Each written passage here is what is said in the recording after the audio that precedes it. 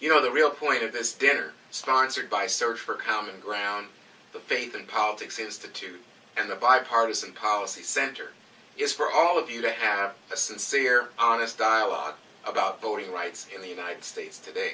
So I'm going to try to be quick with my remarks so you can get to your important conversation. Everybody knows the story of the Birmingham jail and the letter from the Birmingham jail written by Dr. Martin Luther King.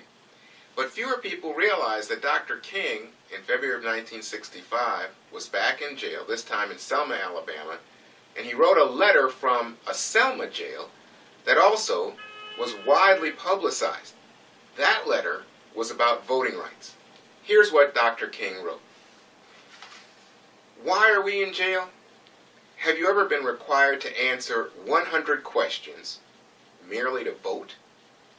This is Selma, where there are more Negroes in jail with me than there are on the voting rolls. End quote. Today, it's a real joy for me to be with people who, operating in Dr. King's spirit, care more about protecting everyone's constitutional right to vote, more so than they care about the current, highly partisan, hardball politics being played in our nation. Currently, there are no black Republicans in the House of Representatives, and there are only 20% of the GOP caucus that's Latino, and only 8% women. In addition, the way that congressional districts are drawn over the last few decades has become starkly racial. The connection between Democratic and mostly Republican voting districts falls closely along lines of concentrations of black and white voters. The racial split, evident in congressional districts, particularly in the South, also plays out in terms of statewide and national elections. And that has prompted a response from the politicians, one that has, in fact, exaggerated the divide. Since 2011, 16 states, all with a majority of Republicans in their legislature, many with Republican governors, have enacted changes to voting laws. These changes have the potential to disenfranchise a large number of Democratic voters, specifically blacks, Latinos, seniors, and younger voters. Here's a list of those changes. The government mandates for voters that they must have 1. Government-issued photographic identification. 2. They purged voter registration rolls in some cases. 3.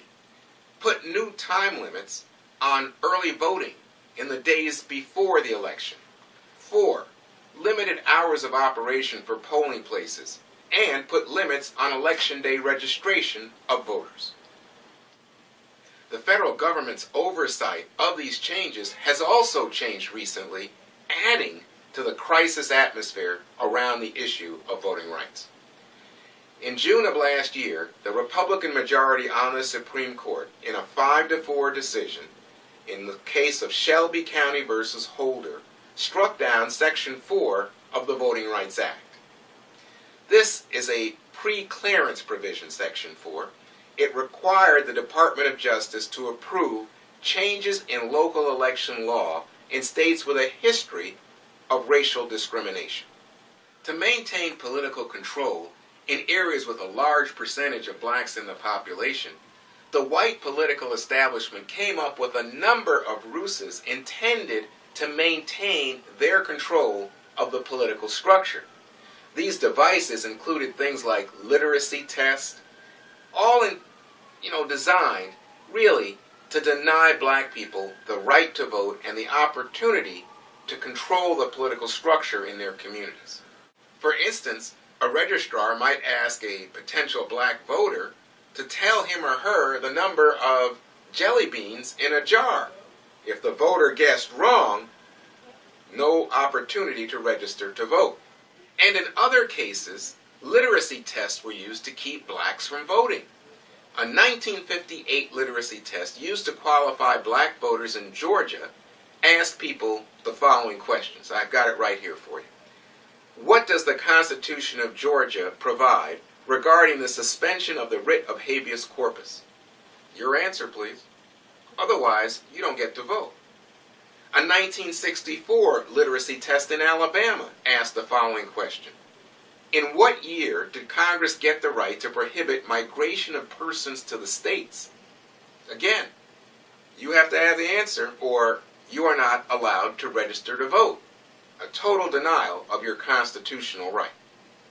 This type of injustice, this blatant running over of the constitutional rights of a whole class of people became a rallying point for the civil rights movement during the 1960s. It led to a series of marches in the South, including in Selma, calling for protection of the voting rights of African Americans as a first step to assure them that they would be, in fact, treated equally and ending the system of segregation that had so oppressed blacks in the country to that point. That led to an infamous march that took place in March of 1965, one that's known even today as Bloody Sunday. One of your colleagues, Congressman John Lewis of Georgia, was among the 600 voting rights activists who tried to cross the Edmund Pettus Bridge in Selma to march to Montgomery, the state capital, to urge Alabama politicians to protect the voting rights of black citizens. On that bridge leading out of town, the Edmund Pettus Bridge, state troopers blocked the marchers. The state troopers were on horseback and wielding batons. When the marchers stopped to pray, kneeling down, the troopers charged on horseback and began beating the marchers, some of them bloody. Congressman Lewis, I'm sure, can tell you the story and show you the scars on his skull to this day. Those events in 1965 led President Johnson to speak to the nation at a joint session of Congress about the need for voting rights legislation. And of course, that legislation was passed in August of 1965. It was a landmark moment in terms of America's racial history, the history of social rights, civil rights in our country. That's why after the Supreme Court ruling last year, Congressman Lewis said this. The Supreme Court decision broke my heart, he said. It made me want to cry. I felt like saying, come, come, walk in the shoes of people who tried to register, tried to vote, but did not live to see the passage of the Voting Rights Act, end quote. It's worth noting that right after the Supreme Court ruling, 3 states, Mississippi, Alabama, and Texas, all announced plans to put in place new voter ID requirements for the 2014 election. That's why this voting rights issue, right now, has such pertinence and such a sense of urgency about it. Representative Jim Sensenbrenner of Wisconsin, who was chair of the House Judiciary Committee when a bipartisan group voted to reauthorize the Voting Rights Act back in 2006, last year at a Republican National Committee luncheon, and by the way, the luncheon was being held to celebrate the 50th anniversary of the March on Washington, Jim Sensenbrenner said that he wants to restore the pre-clearance provision of the Voting Rights Act in time for the 2014 election. And he said he has the support of Speaker Boehner as well as Majority Leader Cantor. He said he wants this law done as soon as possible, and he's working with Congressman Lewis to make it happen. Just a note for you here. I think it's important to keep in mind as you think about the whole voting rights controversy that there have been 4 congressional votes to renew it since 1965. The renewals have not been controversial. Keep that in mind. In 2006, the Senate voted 98 to nothing, and the Republican majority in the House voted 390 to 33 for renewing the Voting Rights Act with the pre-clearance provision. The controversy over the Voting Rights Act is really tied right now to the racial tone, the increasingly racial tone of current politics in America. According to the Brennan Center for Justice at New York University School of Law, 5 million eligible voters would have been barred from voting in the 2012 election, mostly young people and minorities, if the voter ID laws had been fully enforced at that time. And others point to the idea that we need these new voter laws to prevent potential fraud in the voting booth. The problem is there's little evidence that there's any fraud taking place. A 2007 report done by President George W. Bush's Department of Justice, quote, turned up virtually no evidence of any organized effort to skew federal elections, end quote.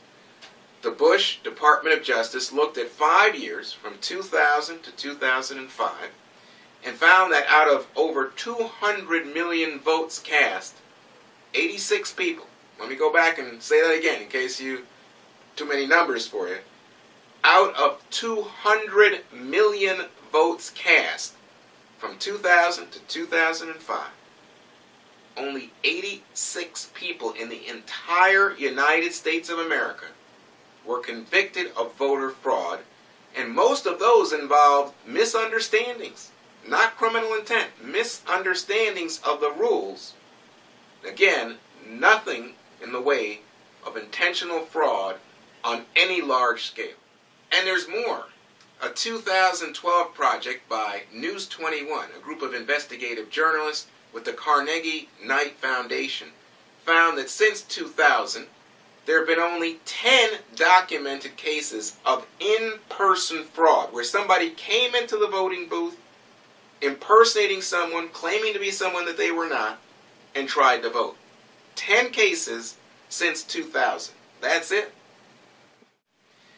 Shortly before he signed the Voting Rights Law into Act in 1965, President Johnson said, the future of voting rights in this country is not going to be settled by signing one law. He said it's going to require vigilance for all time. Here's what Johnson said, quote, even if we pass this bill, the battle will not be over. What happened in Selma, here he's referring to Bloody Sunday, is part of a far larger movement which reaches into every section, every state in America. He didn't just isolate the South. He's talked about the entire country. Resuming the quote, it is the effort of American Negroes to secure for themselves the full blessings of American life that is at stake. Their cause must be our cause too, because it's not just Negroes, but really it's all of us who must overcome the crippling legacy of bigotry and injustice. And then President Johnson said, in words that echoed loudly at the time, and we shall overcome, end quote. Of course, that refrain, we shall overcome, is one well known to people who have heard civil rights songs. After I wrote the book, Eyes on the Prize, people would often ask me, where'd you get that title from? And I immediately knew these were not people who were familiar with gospel songs, because the title comes from a gospel song. It goes, and I can't sing, but I'll tell you the lyrics. It goes, keep your eyes on the prize, hold on, hold on. I know the one thing I did right was the day I started to fight, hold on.